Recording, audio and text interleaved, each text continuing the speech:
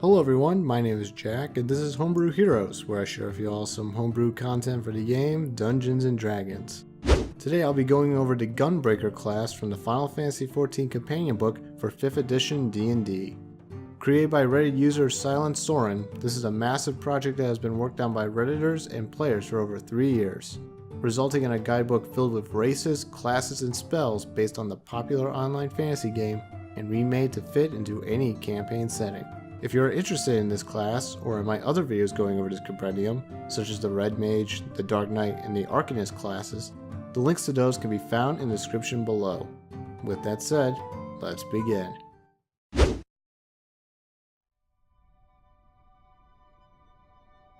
Everyone has their preferred weapon of choice. Some stick to bows, some like to slash with swords, and some fight with words of arcane knowledge, defined phrases, and snarky comments. However, there are those that picked up a sword and a gun and said, hey, why not both? Those are called Gunbreakers, inventive warriors that combine firearms and melee weapons into a deadly force. The rebellious spirit drives them into adventure, either working as a mercenary or as part of a resistance group.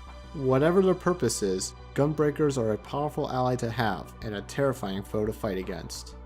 Before I continue on, I just want to give a heads up that this class might have a few changes in the future. You see, the Gunbreaker class in Final Fantasy XIV is a brand new class that's coming out in the Shadowbringers expansion this summer, and the full details of the class haven't been released yet. I talked to SilentSoren about this, and he said that he'll make adjustments based on the actual class once it comes out. But this version of the Gunbreaker will still be available to use if the class does get updated, and I'll probably make a video going over those updated changes in the future. For class features, you'll get a D10 for hit dice, which is the same hit dice as the Paladins, Fighters, and Dark Knights. You'll get proficiencies in shields, light and medium armor, simple and martial weapons, and in smith's tools. The saving throws you're proficient in is in strength and dexterity, and you'll get to obtain 2 skills from a list of 8 skills. You'll get a handful of features at level 1, starting with the Armsmith. By spending 1 day of hard work, you can convert a weapon into a gun blade. It keeps the same attributes of the weapon, but it'll just have a gun taped to it. The most common type of gun blades are long swords and great swords, but if the DM is up for it, you can make any weapon into a gun blade. You know what that means. Axe gun blades, scythe gun blades, shoe gun blades, wand gun blades, gauntlet gun blades, gun blades, nunchuck gun blades, sentient gun blades, pretty much anything that has been made in either Ruby or in Borderlands, you can make here. It's great. The next level 1 feature is munitions. These are cells that can hold magical energy and that can be loaded into your gunblade to perform certain abilities. You'll get 1 munition per Gunbreaker level, up to a maximum of 20. You can only hold up to 6 at a time, but you can load more charges as an action. You'll get a save DC and a ranged attack modifier for those set abilities.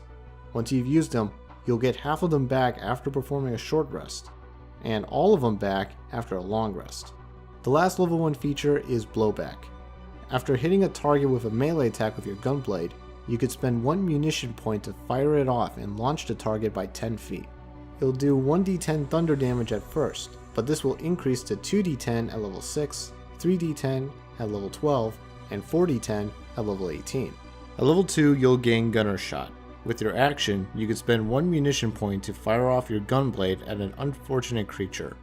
You can use your dexterity modifier for the attack and damage rolls, and the damage die is a d10.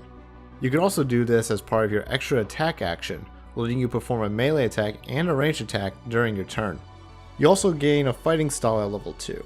You get to choose 1 out of the 5 combat styles: dueling, great weapon fighting, gunner, protection, and 2-weapon fighting. You may have noticed there's a new combat style in there. Gunner is a new fighting style for the Gunbreaker, which grants you a +2 bonus to your Gunner Shot attacks. At level 3, you'll be able to pick out your Gunbreaker archetype, aka your subclass. Your choices are the Breaker style, the Lionheart style, and the Revolver style. You'll pick up their features at levels 3, 6, 10, 14, and 20. The ability score improvement levels for the Gunbreaker are 4, 8, 12, 16, and 19, which could be used to increase your ability scores. At level 5, you'll get the classic extra attack feature. This lets you attack twice whenever you take the attack action. I think I've said this paragraph like 5 times for these videos. The level 7 ability is Burst Parry. As a reaction, you can spend 1 munition point to add a +3 bonus to your AC when you are attacked by a melee attack while wielding your gunblade. Pretty handy when you want to play hard to get. Then, at level 9, you'll get the Rebel Yell. It's a specific ability that grants you advantage on persuasion checks that involves you defending your cause and fighting against the law. You fight the law and you gain advantage on persuasion checks. I think that's how the Clash song works. You'll gain Scorched Earth at level 11. After hitting a creature with a melee attack with your gunblade, you can spend 3 munition points to create an explosion right behind the creature. The creature and everyone in a 15-foot cone behind it will take 4d10 fire damage, and this will increase to 5d10 at level 17. The next feature is the Heart of a Maverick. With it, you'll gain advantage on saving throws against being charmed or frightened. You'll also gain proficiency in intimidation, or you'll gain expertise in it if you are already proficient in it. Then at level 15, you'll gain a Quick Hand. You've improved your reload time, letting you reload your gunblade as a bonus action instead of an action. Your munition also increases from 6 to 8, allowing you to do some more cool stuff. Next is Roaring Barrel. This is a similar attack like Scorched Earth, except this time you can release a 40-foot line of thunder behind your target. Everyone in that line, including the target, will take 5d10 thunder damage. You'll have to pay 4 munition points to do this instead of 3, but I think it'll be worth spending that extra munition point. The final feature is Prime Production at level 18. This will let you restore half of your munitions as a bonus action, instead of taking a short rest. With this feature, at level 18, you'll be able to recover 9 munitions as a bonus action. Although you can only do this once per long rest, it's a really good recovery feature that will let you jump right back into any fight.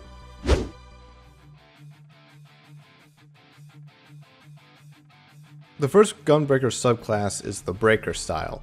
This is a style of fighting that suits those that are in the front line, weakening their foes and creating openings for their allies. The first feature is Slash Bang. By spending 1 munition point, you can knock a creature prone after hitting it with your gunblade. You also deal extra damage that will increase whenever you gain a feature from this subclass. At level 9, when you perform this maneuver on a medium or smaller creature, they'll be stunned instead of being knocked prone. The level 6 feature is Tether Bracer. With this, you've added a tool that can grapple enemies and bring them closer to you. The range is 60 feet, and you can fire off the tether at a creature, or at a surface. If you use it on a surface, you'll gain advantage on climbing checks and a 10-foot increase to your speed. If you use it on a creature though, you can grapple it as an action, then bring it towards you by 10 feet as a bonus action. You can also move yourself 10 feet closer to it as a bonus action if you don't want to move the creature at all. Pretty handy for any retreating enemies, or for restraining the creature so that your allies can come over and beat it up like a piñata. The next feature is Maimed Reflexes. It's similar to Slash Bang, but instead of knocking him prone, you'll gain 1 munition point to dull the creature's senses, preventing it from doing any opportunity attacks. This will also cause extra thunder damage to the creature, which will scale up each time you gain a Breaker style feature. You'll gain Shield Burst at level 14. Whenever you take damage, you can use your reaction to spend 1 munition point to reduce the damage taken and reflect that damage back out to all nearby creatures. The reduced damage and the damage reflected back is equal to 1d6 plus your Constitution modifier. It may not be that much, but it's a good way to send some damage back out to anyone near you. The final feature is Unstoppable Rebellion at level 20. Your will to fight lets you stay at 1 hit point when you drop to 0 hit points. You can do this a number of times equal to your Constitution modifier, and you'll regain these uses at the use of a long rest. So if you have a Constitution modifier 5, you can prevent 5 attacks from reducing you to 0 HP and knocking you out. With this, you can rebel against your DM by not dying over and over and over. The Breaker Cell's features are good for those that want to weaken your enemies and staying alive so that you can keep weakening your enemies. It's a good team player subclass, and it comes with a grappling hook.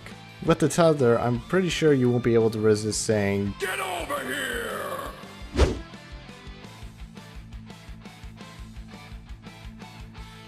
The next subclass is the Lionheart style.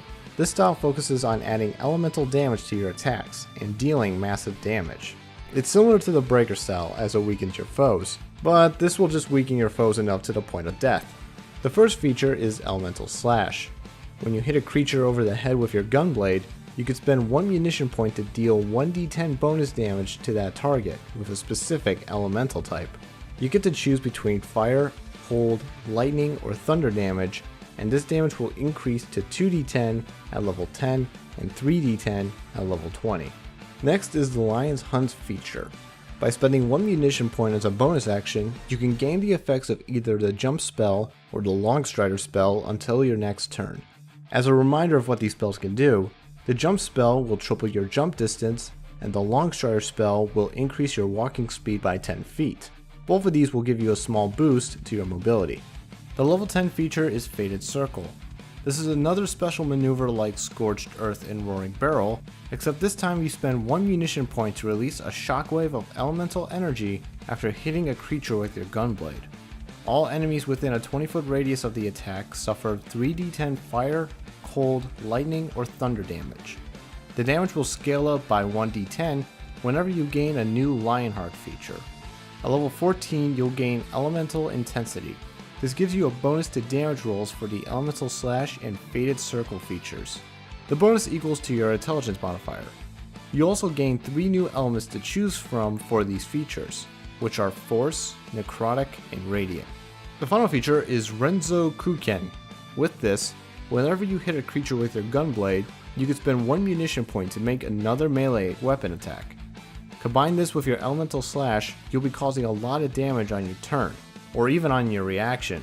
This style of the Gunbreaker is all about dealing the most amount of damage to anyone within reach of your gunblade. It's the most melee focused subclass of the bunch, but with the Lion's Hunt giving you the increased mobility, distance will no longer be a problem for you, and your strikes can hit almost anybody.